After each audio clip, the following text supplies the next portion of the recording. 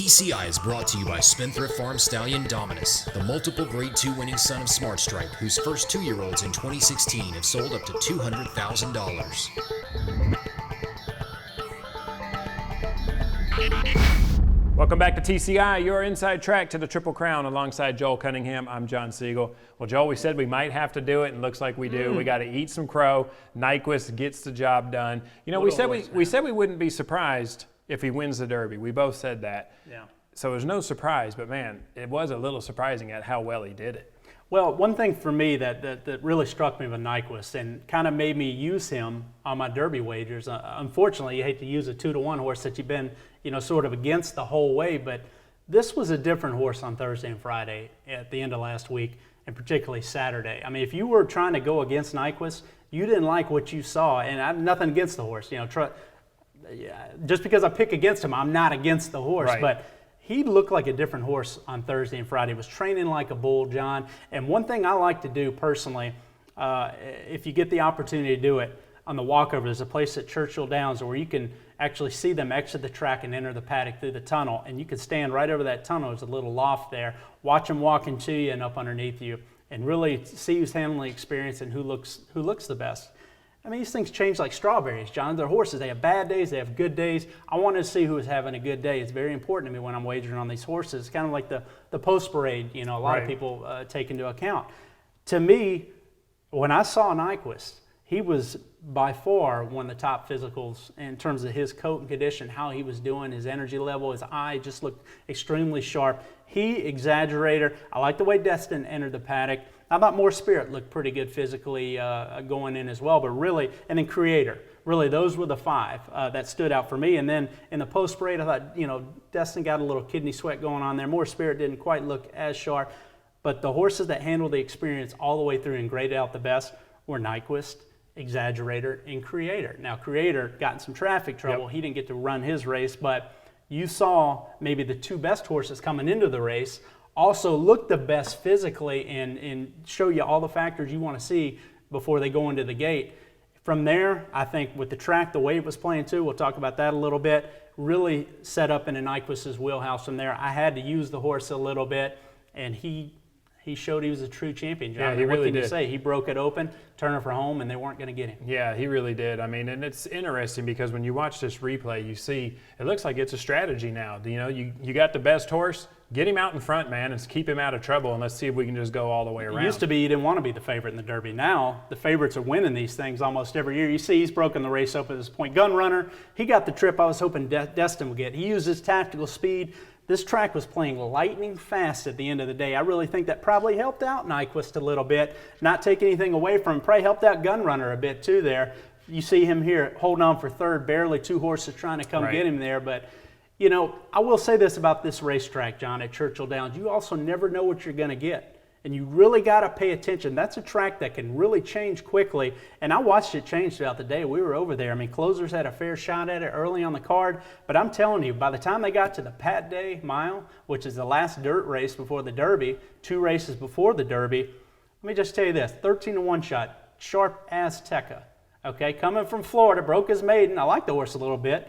Fast horse, showed speed, went 22.44, 108, 120 and change. Finished up a mile, and they came home slow in 134, but that was still only a fifth off the stakes record. Here's a horse that's basically exiting maiden company, John, and stepping up into a greatest stakes. He's a fifth off the stakes record, and he set all those fractions, and they weren't coming to get him. He was clearing the stretch, and he finished up to the wire, even though they came home slow. That track was carrying speed. They were getting over the top of it. So, you look at Gun Runner saving all the ground on the rail. Gun Runner, where they go in the 45 half in the Derby, Gun Runner's 2 off of it. So he's going a legit 46, still finishing off of it. Same with Nyquist. So there's no question in my mind that even though the fraction said the pace was very fast, it was kind of like Bodemeister. The way that track was playing, quality speed was getting over it, was not getting fatigued at all. It was not enough of a contentious pace.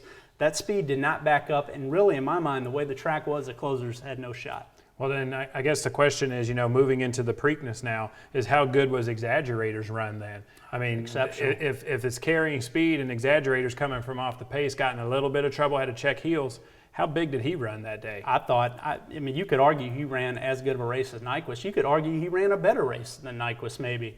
So Exaggerator is a horse that, coming back, I don't know if he's going to be coming into the Preakness off a 2-week rest as well as Nyquist. We'll have to see how these horses are coming into the race. But one thing I think Exaggerator may get in the Preakness is, again, a smaller field. You're only going to get 12 to 14 in there, so he'll have to navigate through less traffic. But I think you're going to get more pace presence. Preakness, Pimlico normally caters to speed, but when I look at the probables lining up, I mean, at least 5 or 6 of them look like they have a lot of tactical presence, John. The ability to push Nyquist, maybe put him in a bad spot, maybe make him, go a little quick early on, and it could set up for a horse like Exaggerator. So he's a horse that, based on his Derby performance, I could see him turning the table next Saturday. All right, so let's look at the Preakness field real quick. Give me 5 horses that you think look good right now going into the Preakness. Yeah, I mean, I think you have to start with the top 2. Nyquist deserves the #1 spot. Undefeated champion, doesn't get enough respect from, it's not that I'm not trying to give him respect. I mean, he's just a very underrated horse. To do what he's done, have the resume, ship all around, he's an incredible horse, John. He outruns his body type, I'll put it to you that way.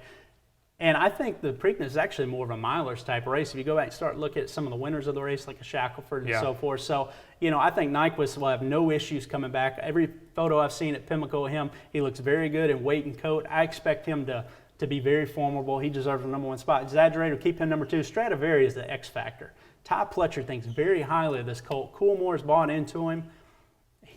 Todd thinks he might be one of the best 3-year-olds in the country, maybe one of the best horses in the country. Wow. He's coming out of a 1X at Keeneland. You don't see him Pletcher go from 1X to a classic very often. That's how highly they think of him. Question is, where does he fit in the race? There's other speed, there's other tactical horse in here.